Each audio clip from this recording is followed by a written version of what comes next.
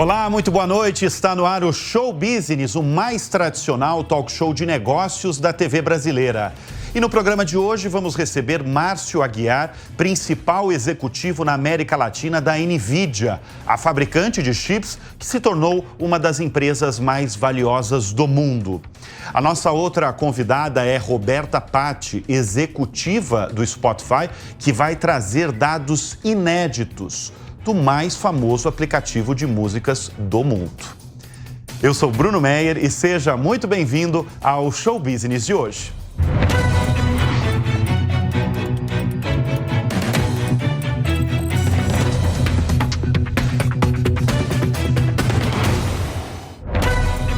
Uma novata entrou no ano passado entre as empresas mais valiosas do planeta, ao lado de Apple, de Microsoft, de Amazon, de Google. É a NVIDIA. Ela ficou famosa pelo produto que está na origem do seu lançamento, a fabricação de chips para videogames. Mas a empresa aprendeu uma lição básica nos negócios que muito empreendedor esquece, que é não se acomodar. Hoje, ela é a protagonista entre as companhias que produzem e fornecem chips que suportam a inteligência artificial generativa. Em junho do ano passado, a NVIDIA bateu $1 trilhão em valor de mercado. Desde então, ela já passou os $2 trilhões. É muito dinheiro, né? Embora tenha sede nos Estados Unidos, a NVIDIA tem um braço importante no Brasil, comandada por Márcio Aguiar, diretor executivo da empresa no Brasil e principal representante da companhia por aqui. E é com ele, Márcio Aguiar, nosso convidado do Show Business deste bloco. Obrigado pela presença aqui no programa, Márcio. Mas como é que o Brasil tem aproveitado esse boom da AI, da inteligência artificial, que corre pelo mundo? Nós estamos competitivos, nós estamos bem, nós estamos atrasados? Então, Bruno, em primeiro lugar, obrigado pelo convite, uma honra estar aqui com vocês. Em relação ao Brasil, nós estamos vivendo um momento onde o país está olhando com muito mais carinho em poder oferecer todas essas técnicas computacionais aí para os grandes laboratórios nacionais que a gente possui. Existem alguns laboratórios que estão um pouco mais avançados e, como eu costumo dizer às pessoas, não que estamos atrasados, mas que estamos nos organizando para nos tornarmos tão competitivos quanto as outras nações, né? Somos um país em evidência na América Latina, formamos muitos engenheiros, cientistas de dados e temos, né, que pouca gente tem essa visibilidade, temos um braço muito forte, muitas empresas, startups surgindo com muitos produtos muito bons e nós estamos tendo a honra de ter a oportunidade de estar levando muito conhecimento para essas empresas de tecnologia, que chamamos aí de startups, mas que são, na verdade, as que estão levando, né, esses novos conceitos computacionais para a indústria e nós estamos aí ali naquele epicentro, conectando-as com grandes corporações. Então, essa é a NVIDIA, realmente temos um compromisso a cada vez maior, cada vez que a gente atinge esses números aí que você... Esses trilhões, né? A gente está falando, eu estou acostumado, lidando com um programa de negócio, eu estou acostumado em falar em milhões de dólares, em bilhões, mas em trilhão eu não estou tão acostumado assim, hein, Márcio? Não, Você já se acostumou? Não que a gente já tenha se acostumado, a questão é que não que tudo também ocorreu de uma maneira tão repentina, nós sabíamos que todo esse caminho que a gente vem trilhando, né, como corporação, ele iria chegar nesse nível. E o mais interessante de tudo isso, então, já que você está se acostumando com esses trilhões, eu quero dizer para você que nós estamos apenas começando. Existe um mercado enorme, estimativas de mercado dizem que esse mercado de inteligência artificial tem um potencial de $100 trilhões. Então, você imagina. Tá. Então, nós hoje estamos entregando como corporação, vendemos 68 bilhões no ano passado de dólares. Esse ano, uma projeção de um pouco mais de 100 bilhões. Então, você vê já essa taxa de crescimento. E isso ainda, estamos ali trabalhando num nível muito forte ainda com os grandes provedores de cloud, mas aí a gente já começa a ver as grandes corporações olhando com mais carinho, analisando como isso vai afetar os seus negócios, porque a tecnologia está muito mais próxima do que elas imaginam. Ô Márcio, você que é o principal representante da empresa no Brasil, quem que é o principal cliente de vocês por aqui? Hoje, em termos de receita, é a Petrobras. Petrobras. É uma parceria que já vem desde 2006, junto à NVIDIA, e hoje a gente tem tido esse privilégio de trabalhar muito próximo deles. Deixa eu usar o exemplo da Petrobras, então. Porque quando a gente fala de uma empresa como a NVIDIA, muita gente tem ouvido falar, mas muita gente não entende o que ela oferece como negócio. Então eu vou usar o exemplo da Petrobras, o principal cliente da empresa no Brasil. Qual que é o business? O que vocês oferecem para uma Petrobras?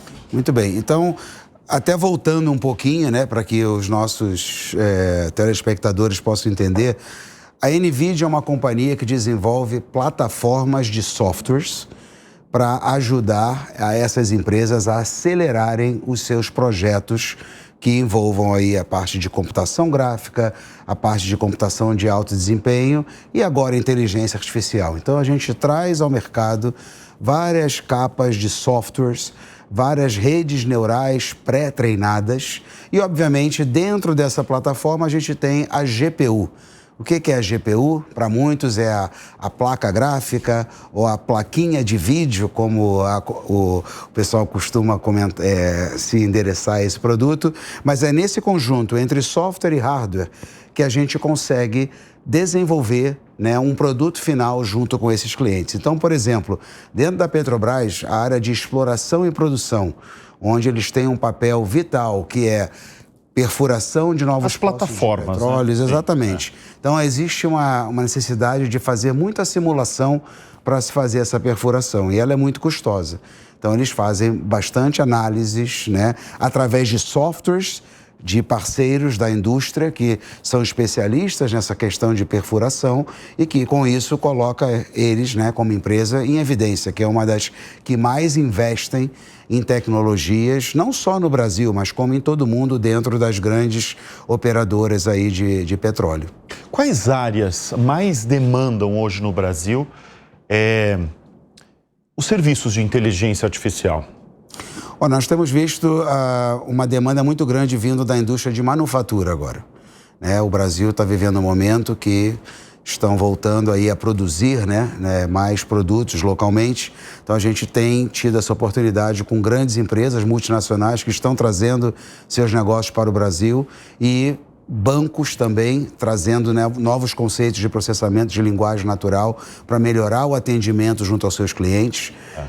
Você tem a parte de varejo, que é uma concorrência enorme entre as grandes empresas. Márcio, eu ia fazer essa pergunta, eu ia citar 3 setores. Varejo, financeiro, deixa eu usar outro também, saúde também. Desses 3, só vamos pegar esses 3.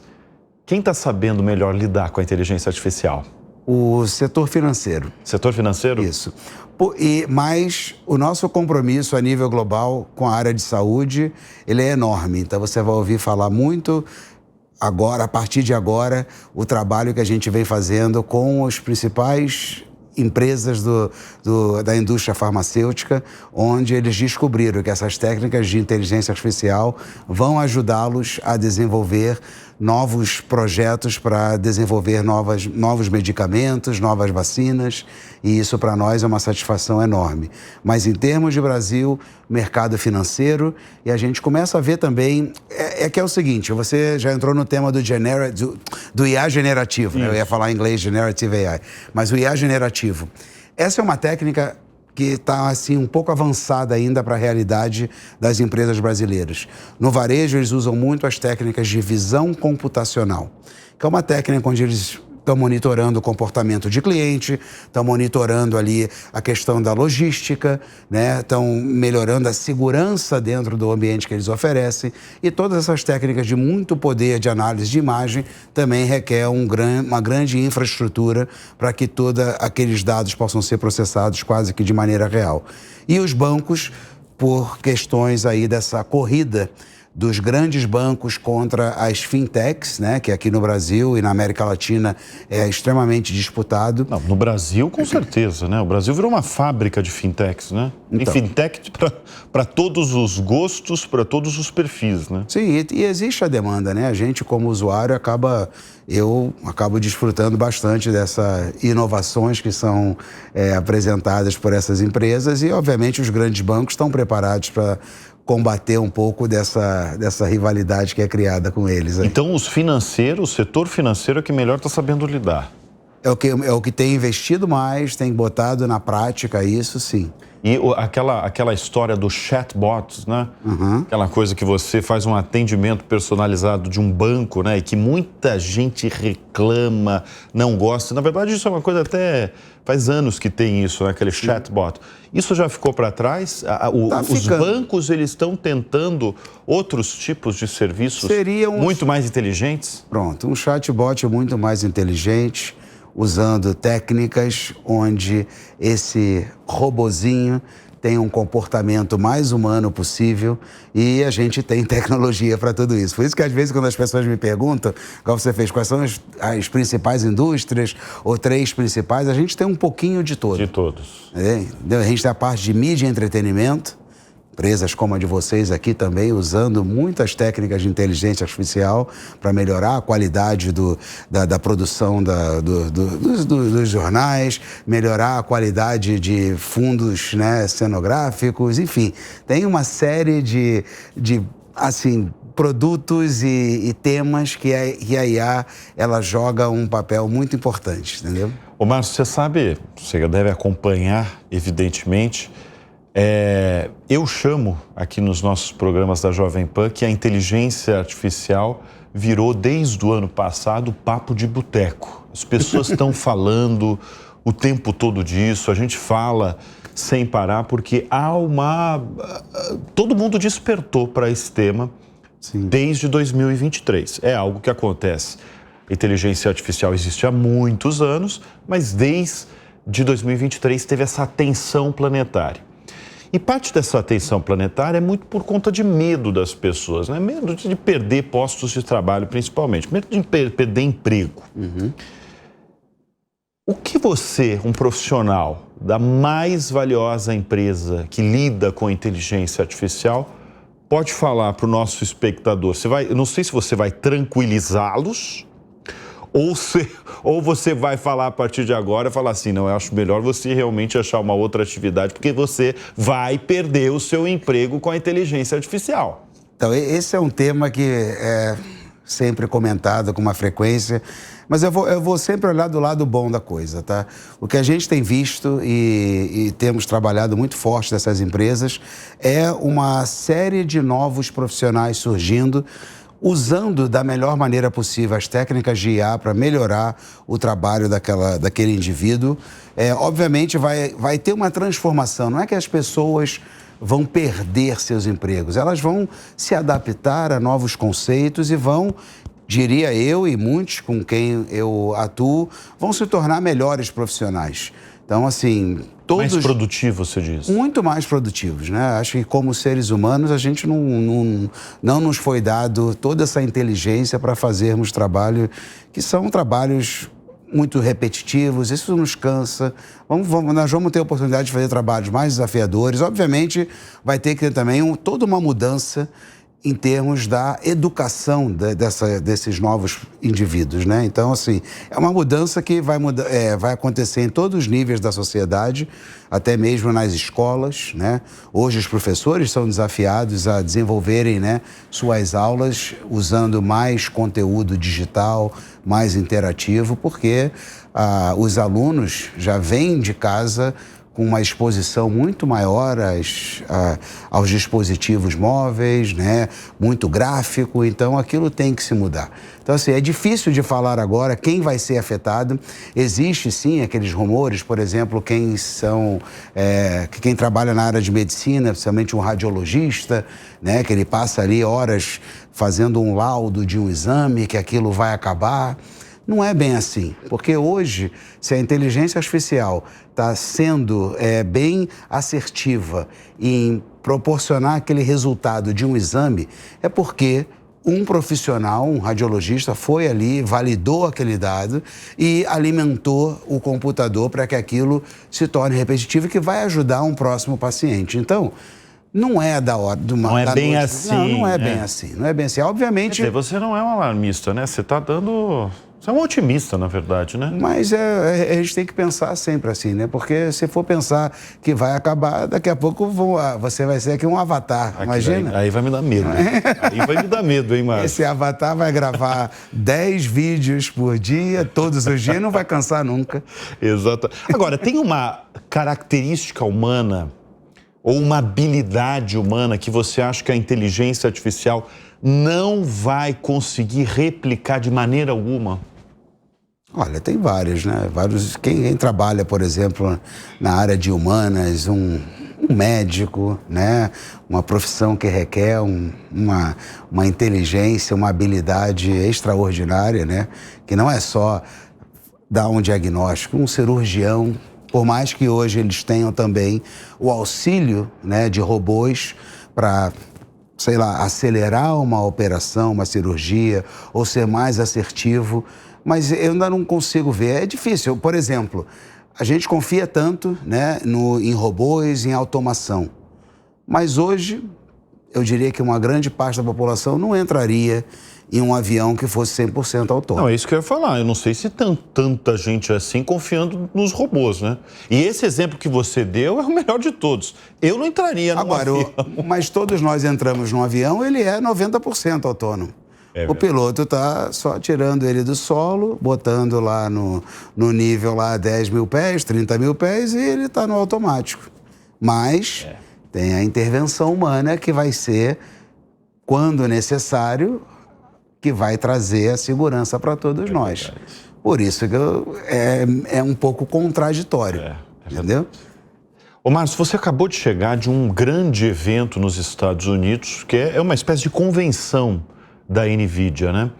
Um evento anual, inclusive, que milhares de pessoas vão, não só funcionários, não só parceiros, gente que paga ali um ingresso que não é barato para estar ali fazendo uma imersão nesse universo de inteligência artificial. O que tem de novidades em relação a investimentos da NVIDIA? Até porque o fundador e o CEO, o Jensen, ele estava presente lá, né? Sim, essa é a nossa maior conferência, né? Chama-se GTC, que é o GPU Technology Conference. Acontece anualmente em San José, na Califórnia. É um evento onde a gente tem a oportunidade de reunir todo o nosso ecossistema. Empresas, desenvolvedores e parceiros que estão ali para trazer os seus produtos que são desenvolvidos com as nossas plataformas. Então, é uma responsabilidade enorme. São mais de 500 expositores, todos desenvolvendo em cima das plataformas de software e de hardware da NVIDIA. E, em paralelo, também, nós capacitamos vários cientistas de dados. Existem cursos ao longo de 4 dias de eventos, do evento, para que essas pessoas possam se tornar mais ávidas, mais conhecedoras das técnicas da NVIDIA. E, obviamente, a questão do networking. Para quem é de negócios, sou suspeitoso de falar, mas é o melhor lugar para você interagir com todos os grandes players do nosso ecossistema.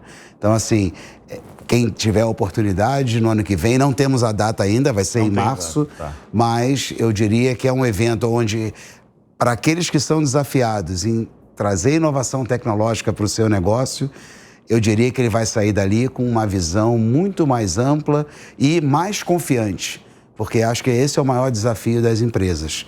Elas tem pessoas altamente capacitadas em gerir a inovação dentro da empresa, mas existe, obviamente, uma responsabilidade que é aquela, imagina, uma pessoa como um título de CIO ou de CTO, né, que são os Innovations Officers ou Technology Officer, termos lindos, mas ele tem uma responsabilidade enorme de como que eu mudo um negócio que já vem funcionando há anos, que eu vou adotar uma técnica nova, o que isso vai me trazer de impacto para a minha corporação. Então, esse é um dos receios dessas pessoas e a gente acaba ajudando bastante. Mas vamos falar de investimento da NVIDIA, né? Com esses trilhões aí em valor de mercado, e eu imagino que foi divulgado, né? Para onde que está indo esses investimentos da empresa? Eu sinto até pelas suas respostas que talvez uma grande aposta de vocês é no setor de saúde. Sim, a gente vem anunciando uma grande mudança que acho que toda a sociedade vai se beneficiar. O setor de saúde, principalmente o setor de biomedicina, né, está recebendo uma atenção especial da NVIDIA através desse ecossistema dos grandes laboratórios, trabalhando muito próximo dos nossos cientistas de dados para melhorar cada vez mais aí as nossas vidas, né? Isso não é só novos medicamentos, é todo o setor mesmo. Todo o setor mesmo. Imagina, a área de robótica também vai ter um grande papel, né? Trazendo, por se dizer assim, robôs que vão atuar como ajudantes ali dos médicos, né? Então, vocês vão ouvir bastante nessa área de robótica, na área de biomedicina, de biofarma, e é onde a NVIDIA vai ter um papel de destaque. Você que tem contato, né? Você começou quando na NVIDIA? Em que ano? Em 2010, em outubro de 2010. Foi ali que você se deparou a primeira vez com as duas palavras mais faladas no ano passado e até hoje, né? No mundo, inteligência artificial? Ainda em 2010, não. Em 2010 ainda falávamos muito de computação de alto desempenho, que é ainda muito focado na análise de dados químicos, de física, de biologia. O AI mesmo, inteligência artificial, a gente começou a ouvir em 2012. E a primeira vez que você escutou falar de inteligência artificial, você imaginava esse impacto que está causando já?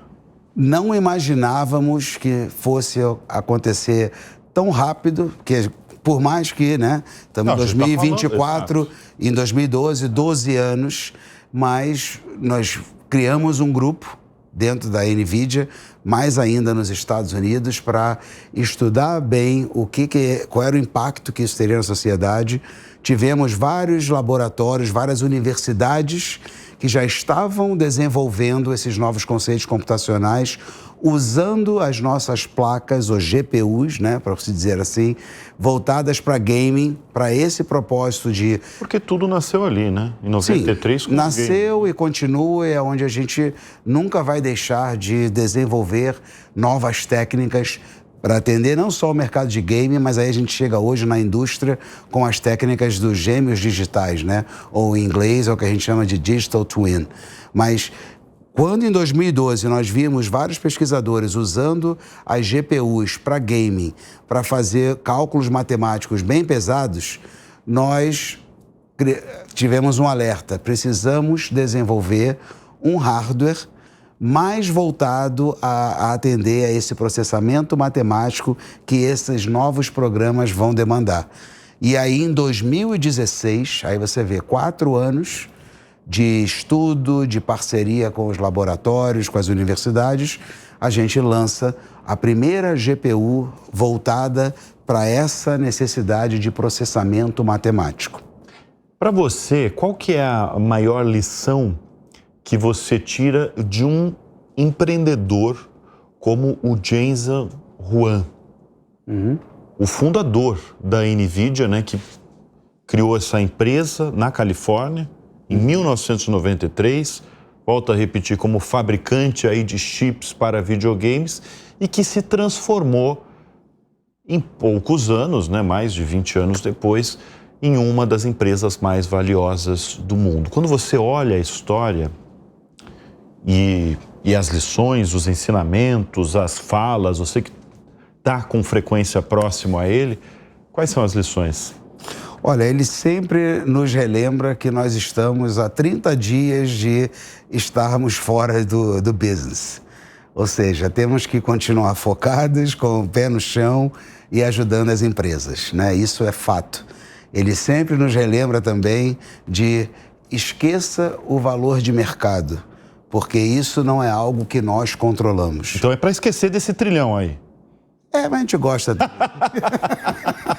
Isso você não segue tão à risca, né, Márcio? Não, todos nós temos que vibrar, né? Lógico, é verdade. E uma das preocupações, e ele sempre fala isso, nós não estamos preocupados com market share. Nós estamos preocupados em abrir novos mercados. Então, esse é um diferencial. Nós temos que estar sempre posicionados para os nossos clientes e ecossistema como uma empresa pioneira. A liderança, ela pode ser um resultado desse pioneirismo, mas o foco é onde nós podemos abrir um novo mercado para que os nossos clientes e parceiros possam botar em prática todo o conhecimento e o desejo que eles têm. Então, esse é o foco, porque o que nós vemos em outras grandes corporações é a preocupação pelo market share, que é importante, não deixa de ser importante.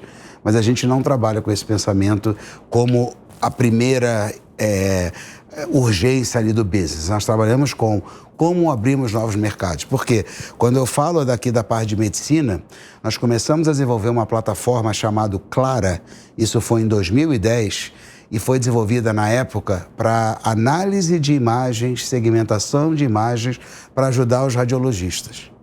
Só que a partir dali, nós começamos a ouvir dos especialistas da área, e por que não para isso? E por que não? Será que eu poderia usar para simular uma molécula? Será que eu poderia...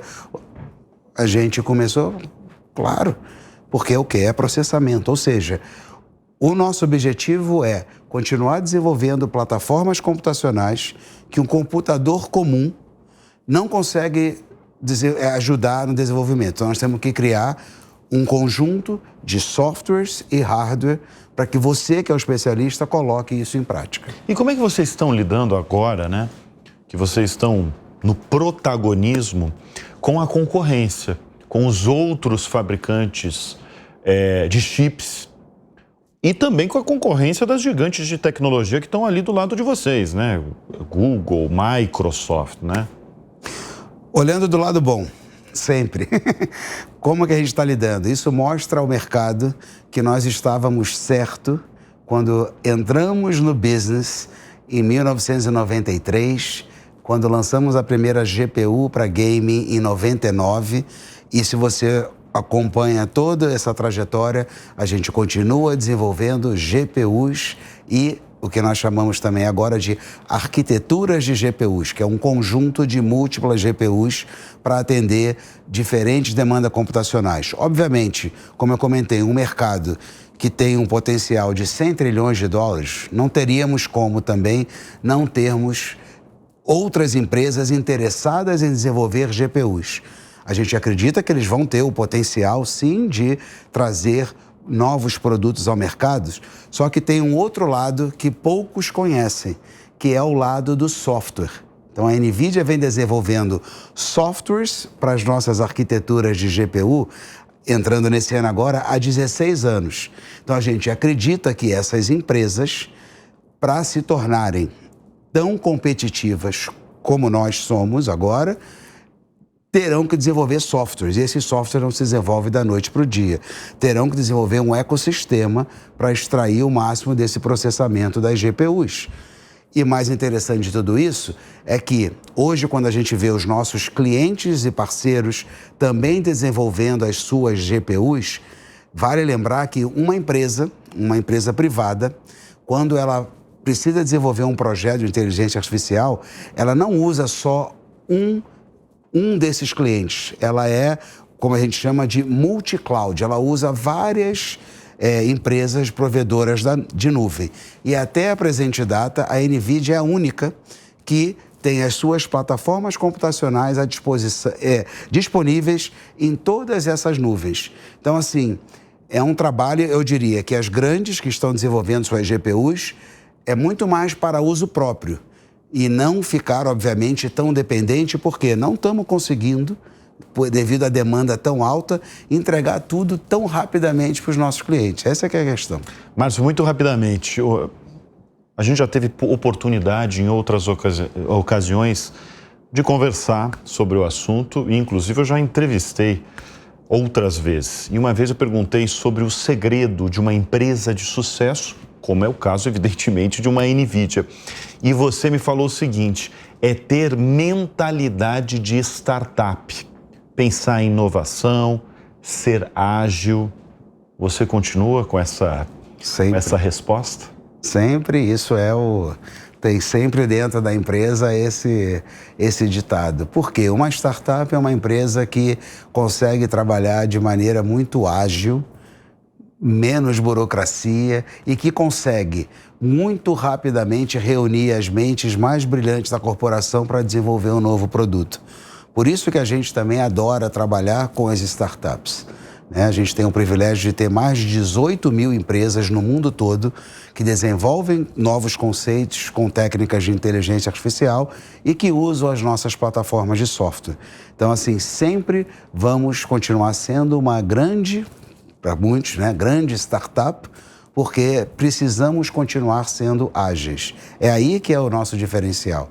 E, falando um pouco do CEO, além de fundador, ele é o CEO até então. O Jensen. E ele está no negócio todos os dias. Ele é acessível para qualquer funcionário, entendeu? E sempre ouvindo, gente, o que eu preciso melhorar? O que precisamos na indústria? Esse é o diferencial. Isso é que nos motiva, porque não é uma pessoa que você não tem um acesso tão fácil, entendeu? Então, e você vê na emoção com que como a gente fala, né?